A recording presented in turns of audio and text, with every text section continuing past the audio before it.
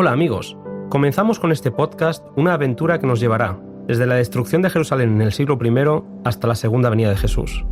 Es un recorrido apasionante que nos sitúa en la historia y que nos proyecta hasta el encuentro prometido. Lo que vais a oír son pequeños resúmenes de los capítulos del conflicto de los siglos, escrito por Elena White. Como podréis escuchar, los primeros capítulos tienen un alto contenido histórico, mientras que la segunda parte del libro nos presenta el cumplimiento profético de lo anunciado por Jesús antes de su venida. Capítulo primero, el destino del mundo predicho. Comencemos.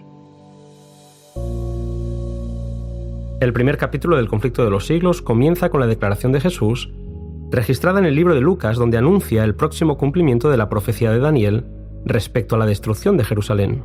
Jesús dijo que lloraba por el fatal destino de los millares de Jerusalén, por la ceguedad y por la dureza del corazón de aquellos a quienes él viniera a bendecir y a salvar. Nos encontramos ante un primer capítulo que resume siglos de historia, siglos de apostasías y rebeliones, de una ciudad que podría haber sido para siempre la elegida de Dios.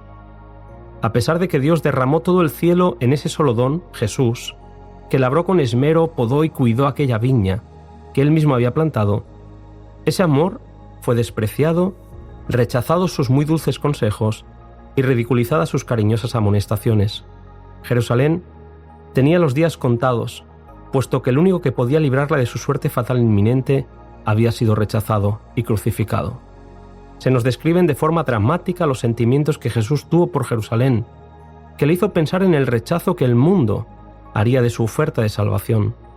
Anheló salvarlos a todos, pero muy pocos iban a acudir a él para tener vida eterna. Elena White exclamó: «Terrible ceguedad, extraña infatuación». La paciencia y la misericordia divina aún se manifestaron otros 40 años tras la crucifixión de Jesús. Cuando retiró su protección, la maldad y la crueldad satánica se adueñaron de la situación, quedando Jerusalén en manos del enemigo. Pronto llegaría su destrucción. Las huestes romanas sitiaron la ciudad, mientras que en el interior los judíos seguían pensando que Dios los protegería, puesto que eran el pueblo escogido. Las escenas eran cada vez más horribles y se presagiaba el fin. Leemos que cuando el general Cestio Galo retiró sus tropas sin previo aviso y sin razón aparente, los cristianos que habían creído las palabras de Jesús aprovecharon para huir de la ciudad. Ninguno habría de perecer allí. Los obstinados judíos pensaron que Dios había entregado en su mano a los ejércitos romanos y salieron de la ciudad para matar a la retaguardia del ejército en su marcha. Cuando bajo el mando de Tito el ejército romano volvió a sitiar la ciudad, el odio y la sed de venganza de los soldados ya no conocían límite alguno.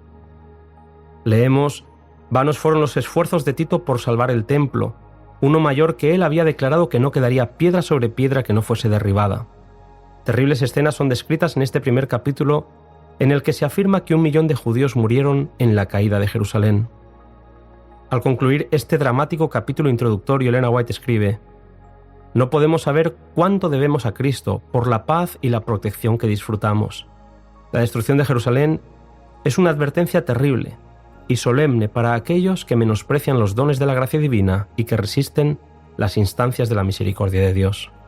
Se nos dice además que la profecía del Salvador respecto a Jerusalén tendrá otro cumplimiento, haciendo que lo que pasó en aquella ciudad no sea más que un pálido reflejo de lo que le espera a este mundo.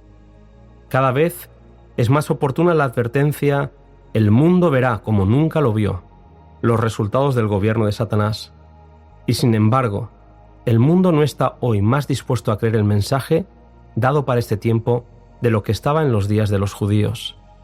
Para los que sí hemos creído y confiamos en su promesa, sepamos que el pueblo de Dios será liberado, porque serán salvos todos aquellos cuyos nombres estén inscritos en el libro de la vida.